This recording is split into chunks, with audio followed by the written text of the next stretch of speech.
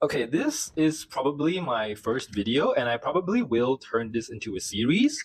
But yeah, to everyone that's watching, welcome to my channel.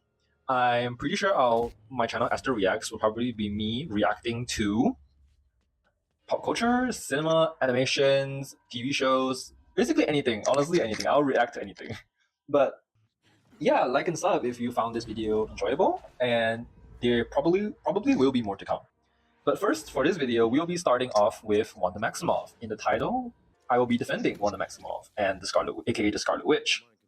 So let's start by being honest about what we're actually defending Wanda Maximoff from, because yes, there are plenty of things to answer for. Her journey through the MCU hasn't exactly been clean, but at the same time, context matters. Wanda Maximoff first debuted in Age of Ultron, technically as a villain manipulated by Ultron, but quickly after joined the Avengers once she realized the bigger picture and that Ultron was actually seeking to destroy Earth as a whole. In Civil War, she made a tragic mistake. Her powers caused civilian casualties in Lagos, but if you want to crucify her for that, I think you'd have to do the same for nearly every Avengers because all of them have some form of blood on their hands when they were starting out or when they were being heroes. Tony created Ultron, Hulk has flattened cities, the New York drama. Like in the Civil War show, we have practically been told that yeah, the Avengers are heroes, but at the same time they're messy and they leave behind blood.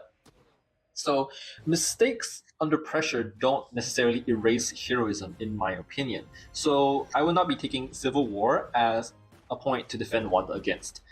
And in Infinity War and Endgame, Wanda stood firmly as a hero. She gave everything, she fought Thanos, nearly defeated him single-handedly in Endgame.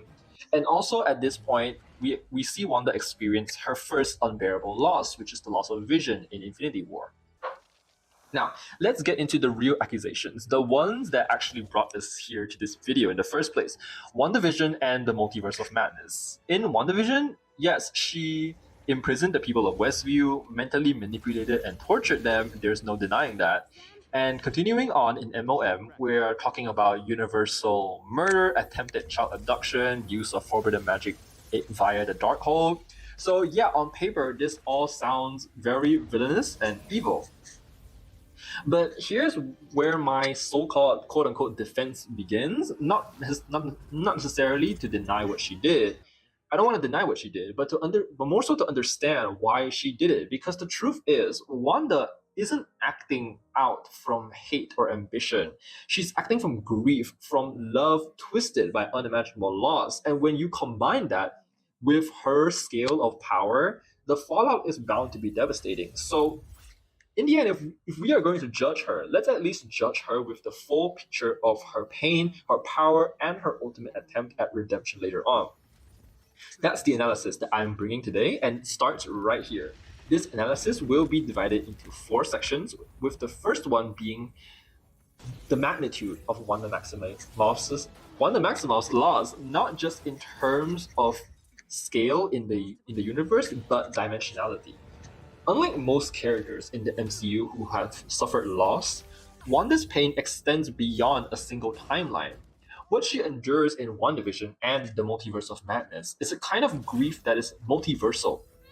She loses her children, yes, they were manifestations, but real to her in every single way.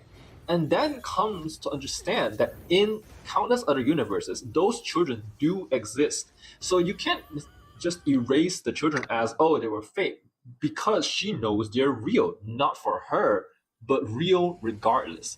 They are living, breathing, laughing versions of a life that she only ever got a fleeting glimpse of. And this is key. Her grief is not isolated to a single event. It's not a tragic accident that happened in the world where she knows. It's not just a single instance. Instead, she actually becomes fully conscious of the fact that she is the only version of herself within the infinite possibilities of the multiverse who doesn't get a happy ending. I feel like that knowledge alone would be enough to break most people. Just imagine that you, a singular individual, one in infinity, happen to have the worst fate dealt upon you. Would that not drive someone crazy? I feel that, in my opinion, if I were in that situation, I would be mad. I would be insane. How unlucky, how unfortunate And what does fate have against you to put you in the position of the worst among infinite possibilities? Now, let's just compare that for context to other heroes. So, for example, Peter Parker, I think he lost Aunt May in the new Spider-Man movie, and also had his memories, people's memories of him erased from the world. And not the multiverse, we keep in mind, this is the world, this is the current reality that they are living in. Thor lost his parents, his brother, his home, but at the same time, he still does have people and friends around him that can help him and that can bring him joy. So there is still that aspect to it, but still, he did lose. But once again, in the confines of their current universe, their current reality. Tony Stark also sacrificed himself, but yeah, these are all very heartbreaking and devastating losses, but they are at the end of the day confined into that one singular universe. These characters mourn within the bounds of their own reality, never having to contend with the fact that better, happier versions of their lives and themselves actually exist just out of reach. That's a luxury that Wanda doesn't really get. She's not just grieving a loss in in her universe. She's grieving potential. She knows that somewhere out there, another Wanda gets to wake up to the sound of her children's footsteps, to feel their hugs, to tuck them in at night. And that version of her did nothing to earn that. It was given to her. All right? They didn't have to fight tooth and nail, fight universal threats to be happy with their family. They just had it handed to them. Some of them never even fully awakened what their Scarlet Witch powers to say. They really didn't have to struggle much. It was given to them. And unlike Wanda, who fought with all her might and still got nothing. So we need to make it clear that alternate versions of her, multiple of them, probably most of them, did nothing to quote unquote earn this happiness in her eyes, just as Wanda in our universe did nothing to deserve losing it. Just imagine how cruel that must feel for you to have this knowledge. There's this idea and saying, ignorance is bliss. And in this context, I think it absolutely applies to the rest of the MCU. The other characters are fortunate enough to be unaware they're ignorant of alternate versions of themselves. They believe with certainty that this one life they're living is the only one that matters, because you know what they say, you only live once, right? They only know this one version of themselves. So when they grieve, it's devastating, but it's also self-contained. There is no tormenting awareness that somewhere else everything is okay. There's no escape for them. There is no alternate things they can think about. They can only focus on right now. But Wanda does know. Wanda knows because she's been shown the multiverse. She has seen herself in infinite variation, and almost all of them got the one thing she truly wanted. And yet she can never have that because it's already gone. Vision, gone. Her children never even got the chance to manifest. How can you carry that knowledge and simply just remain whole and sane? I don't think that is reasonable to expect of anybody. To lose something isn't just to have it taken from you. In this case, it's to yearn for something you once held or maybe never held, but you know you could have. Loss is not always the present of what was, but the echo of what could have been. I mean, think of it like this, right? If you come in second place in a competition, that first place finish, that first place prize, technically was never yours to begin with. It was never yours to have, but it was within your reach. That sting lingers because you know it could have been different. You know you could have changed that. It was in your hand. It was one of your cards. You just picked the other one.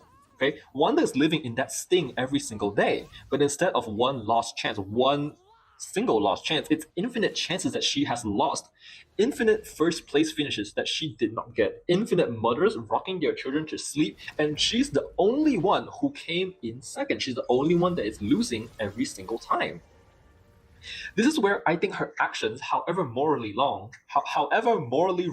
start to make emotional sense. She's not destroying universes for power. She's not manipulating minds out of arrogance. She's not like the high evolutionary who's drunk on his own power. She is desperately, agonizingly trying to reclaim something that she knows exists. She believes she deserves. And she does, because the universe has told her that in other infinite possibilities, this is what she can get, right? She's not motivated by greed or conquest or some supernatural, super villain type of mindset, but she's just motivated by grief and injustice. Not the kind of injustice that the Avengers are used to fighting like villains, but it's the kind that's written into every structure of the multiverse. It's existential unfairness. She was given a glimpse of heaven and then thrown back to hell, and expected to just keep going as if nothing had happened. I think it is unreasonable for you to expect anybody to remain a complete whole version of themselves once they've been shown that. And let's not ignore how isolating this knowledge is. Let's be real for a second. Who can rival Wanda in power? Who can she even talk to about it? No one else in the MCU has had to carry that kind of multiversal awareness, not even Strange to the same extent. Right? Stephen Strange might know about the multiverse, might know about alternate versions of themselves, but he has never. But on the other hand, on the other end of the scale, he has never lost like Wanda has. That's the difference, right? They might have close powers, like close range and power, but the factor of loss is greater on Wanda's side. So there is no 1-to-1 ratio of who can compare to Wanda's grief and suffering. She's not just a grieving mother at this point. She's a grieving mother who knows that there are countless other versions of her who don't have to grieve. Like, she doesn't just feel lonely, okay? This is not just immature childishness. She doesn't just feel lonely, she feels singled out by the universe itself. The multiverse, in all its infinite randomness, chose her to suffer, right? They're infinite possibilities, infinite versions of themselves, and yet she was chosen to suffer. Just like Vision said in Infinity War, it's not fair that it's you, but it is you, right? That's not tragic. That's not just tragic. That's maddening. That can drive people insane. So yes, Wanda crosses lines. She causes harm. She becomes a threat at the end of the day. Like, not at the end of the day, but like in MOM and WandaVision. But to look at her as just a villain is to just ignore the psychological depth of what she's ensuring, or just to diminish what she has endured. She is a person unraveling under the weight of possibility, a weight that no one else in the MCU has ever had to bear. The others are spared by their ignorance, but Wanda, in contrast, is cursed with this perspective. And that perspective, that she is the only version of herself living in hell while the rest live in paradise, is in many ways a worse punishment than death. When you realize that you are the one in infinite possibilities who got the worst outcome, is it really crazy that you want to fix it? Is it really that unthinkable, that unreasonable for you to want to fix it? Or is it just the inevitable breaking point of someone who has just lost too much, too deeply, and knows too much?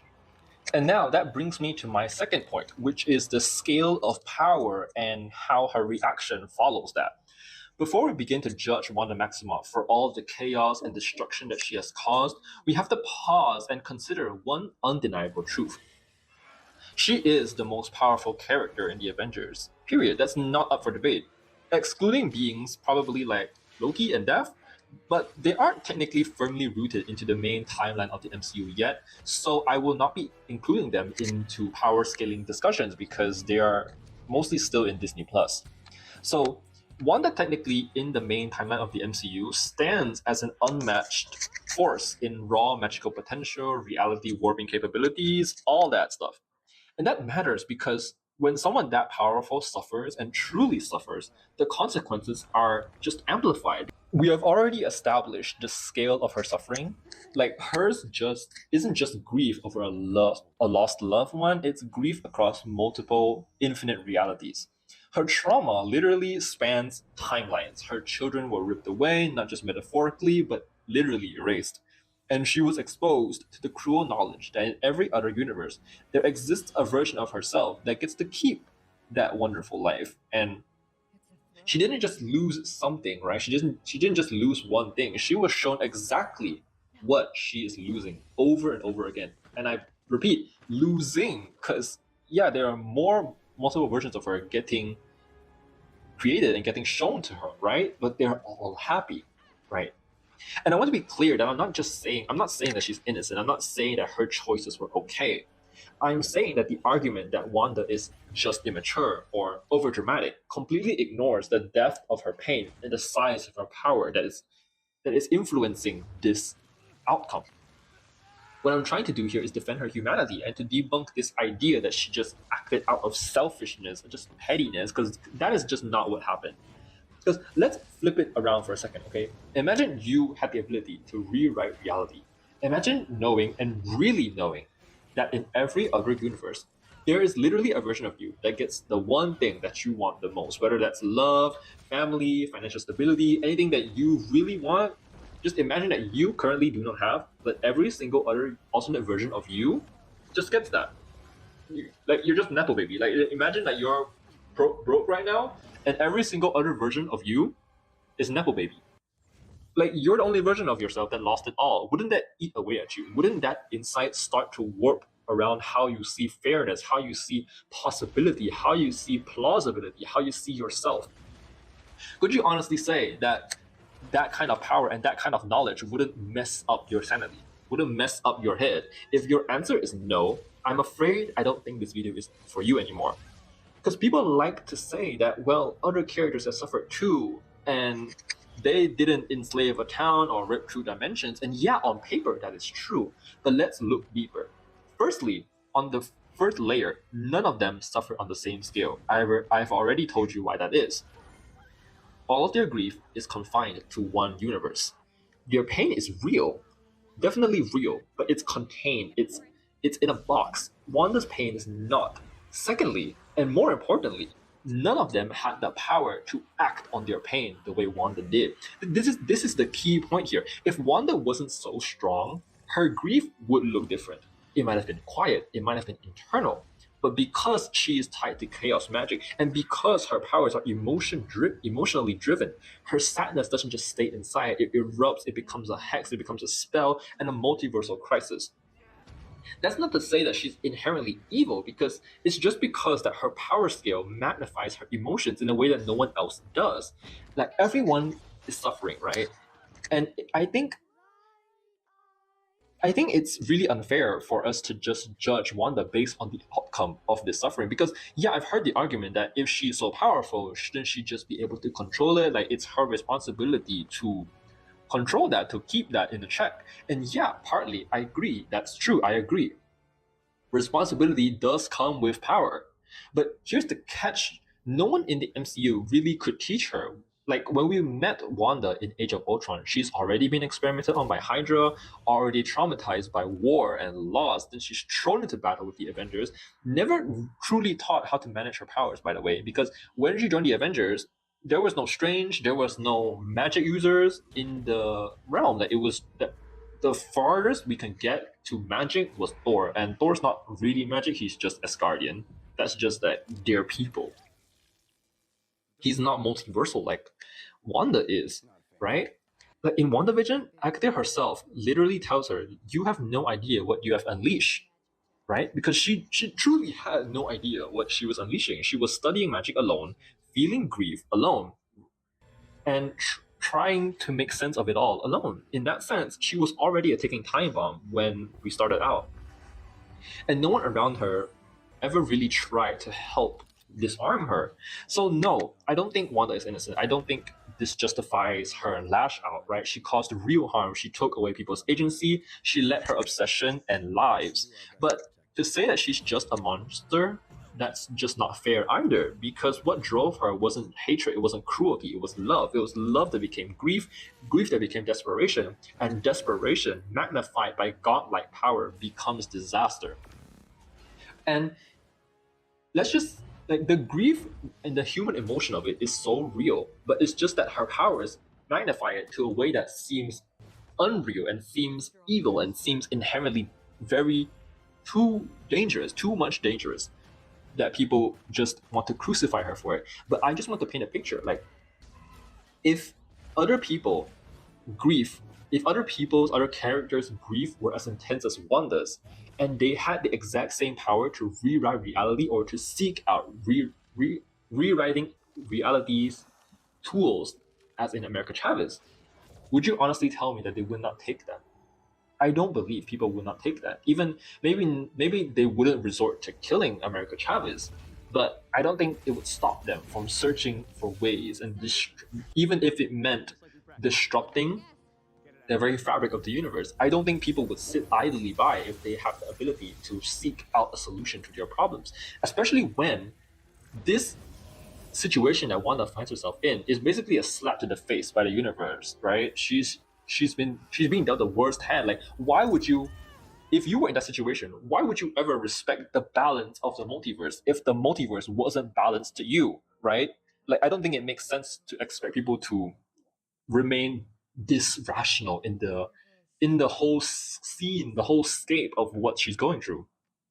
And that's what people forget, you know, under all the spells, under all the destruction, there's just something very human about Wanda's emotions. Her powers might be cosmic, might be multiversal, but her pain is something that all of us can relate to. She has loved, she has lost, and therefore she broke. We might not agree with what she did. I don't think we should agree with what she did. But I think we can all understand why she did it. And once we do, it's no longer just a story of a villain. It's a tragedy. It's a deeply human tragedy, right?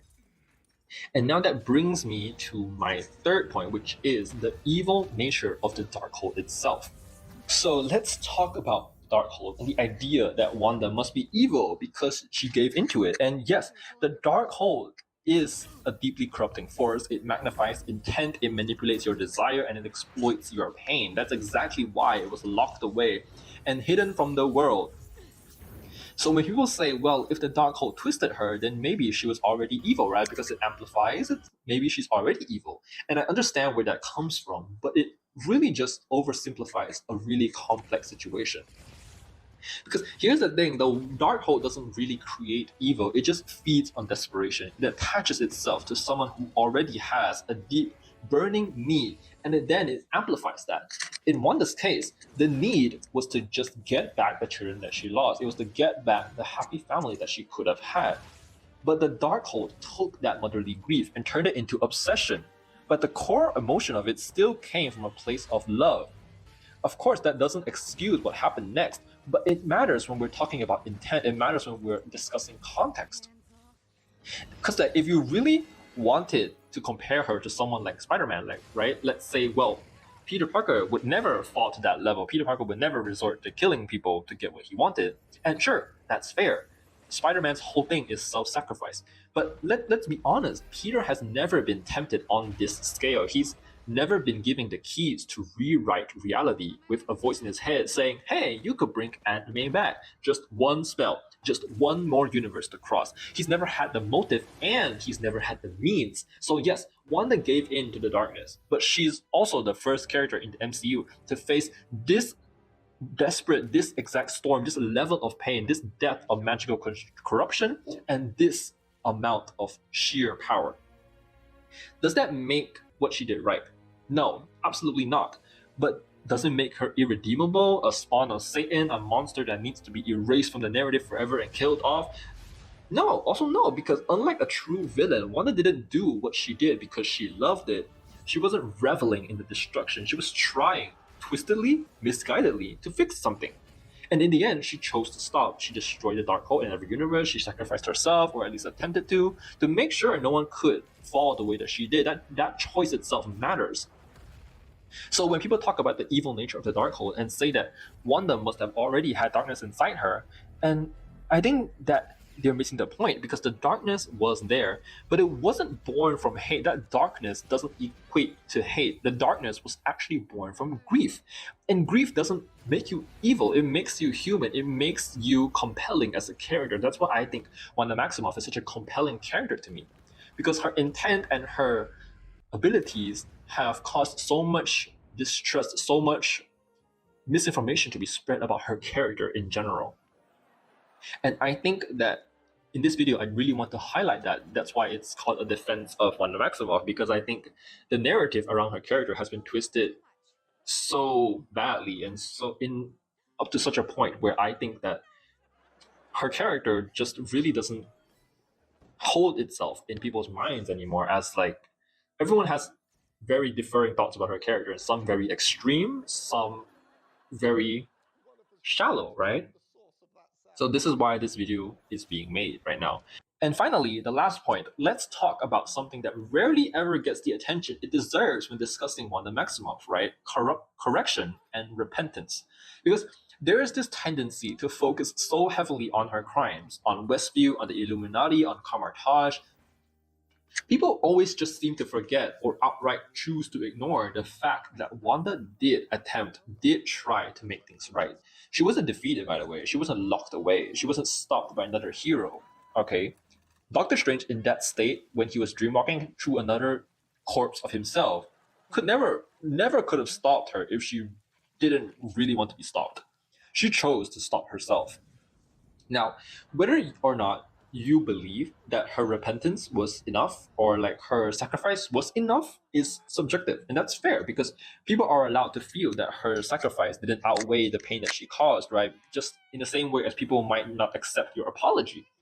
But what isn't subjective is the fact that she made a conscious, active decision to destroy and end the cycle of the Darkhold, not just for herself, but for everyone else who might be tempted by this same power. She destroyed every copy of the Darkhold in existence across every multiverse, across the multiverse.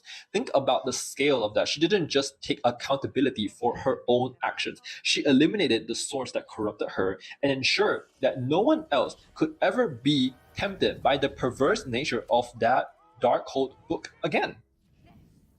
That's not a small act of redemption, okay? That's arguably one of the most significant and heroic contributions anyone has ever made in the MCU. Not just within, because it's not just within one timeline, it spans across the entire multiverse. We've seen the Darkhold's effects. It doesn't just whisper to the weak, it consumes the vulnerable. It twisted Agatha, it destabilized Doctor Strange. It was described by Wong as an ancient book of unspeakable dark knowledge, capable of corrupting even the most disciplined sorcerer, right? So for Wanda to not only break free from its grip, but to destroy it in every single reality is monumental. Her action arguably prevented future collapses across multiple universes. Who knows how many sorcerers, witches, or even entire worlds might have been spared because Wanda made sure that she would be the last one to suffer the Darkhold's temptation. Her final act wasn't out of pride, it was out of guilt, and I think that's very clear. It was an act of surrender, of reckoning, of taking responsibility not just for herself, but helping the universe as a whole. And in a universe where so many characters, heroes and villains alike, run from their consequences, that is something that's worth recognizing. Again, I'm not pretending that her harms weren't massive. They were. Westview was traumatized, innocent people died, even the multiverse trembled under her choices. At least one or two universes were damaged in the process, right?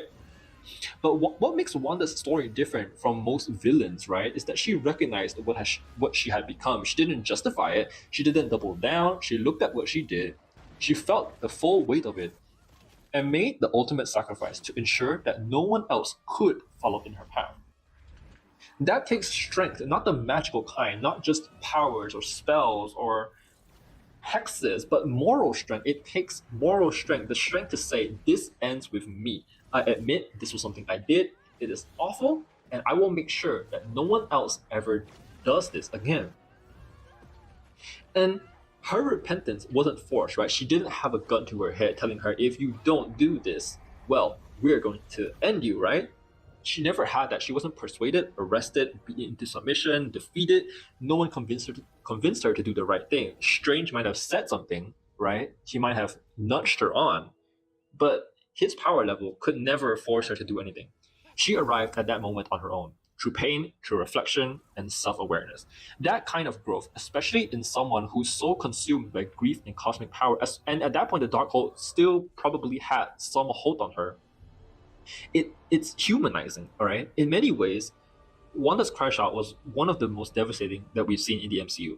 But this act of this one decision, this act to undo the damage, to seal off the source of evil, and to take herself out of the equation, for as far as we know, is one of the greatest good deeds that we've seen yet, right? And unlike so many characters who get redemption through applause or praise or resurrection or stuff like that, Wanda's redemption came in silence. She didn't ask for forgiveness. She didn't need to be seen as a hero again, right? She didn't try to reclaim anything anymore. She just did what needed to be done because she was shown what it could become, right? So if we're going to talk about Wanda Maximoff, we have to be honest about the full arc. Yes, she did horrible things. Yes, she caused pain, but she also did something that no one else could or would do. She gave up her own chance at peace, her own chance to strive for one in infinite possibilities to become finally happy. She chose to give that up to prevent others from ever falling the way that she did. And that's not something you do because you're evil. That's not something you do when you're childish. That's not something you do when you're immature. That's something you do because even after everything, a part of you is still good. That child who watched her parents decimated by Stark Industries, there is a part of that child in there that is still good. Right. So Wanda's story, I think Wanda's story isn't just a fall from grace. It's a tragedy that is wrapped in power, in grief, and in temptation. But it ends with a woman who saw what she had become, took responsibility, and actually ensured that no one else would ever have to bear that burden again. That's what I think Wanda is. This is not a villain's ending, right? Wanda isn't a villain. What kind of villain has an ending like that, right? There's many instances of TV shows or fictional characters who try to gain redemption by killing off themselves, right? It's like, I caused all this pain, I'm gonna end it here, I'm gonna end myself. But Wanda did more than that. She didn't just choose to end herself, she chose to end the very temptation that could threaten infinite possibilities, right? It could the Darkhold exists in almost every universe, right? I think that's the essence of what the Darkhold is. It's in every universe. How many universes has she saved with this act? That's a human one, and it deserves to be remembered as such. So in the end, I think I want to say that Wanda Maximoff's story isn't just one of pure villainy, right? It's one of pain, power, and personal consequence. She is without a doubt one of the most powerful Avengers that we've ever seen. But that power, when mixed with grief on a multiversal scale, created a perfect storm, right? She didn't just suffer. She knew that in every universe, a happier version of herself existed. She knew, right? She is very much aware. And that knowledge, I think, is enough that knowledge alone is enough to break someone. And when someone with reality bending magic breaks, the fallout, of course, isn't going to be small. It's going to be catastrophic, right? But even so, we can't ignore that underneath the chaos and destruction, Wanda was still human. Her motivations, love, loss, and longing are things that we all understand. The only difference is that her power amplified those emotions into actions the rest of us could never take. So that is where it becomes unrelatable. And while that doesn't make what she did right, it makes it real, right? We can all feel the emotions. We can all strive, seek it within ourselves to understand why she did what she did. Even though we could never take those actions, we can see why it manifested.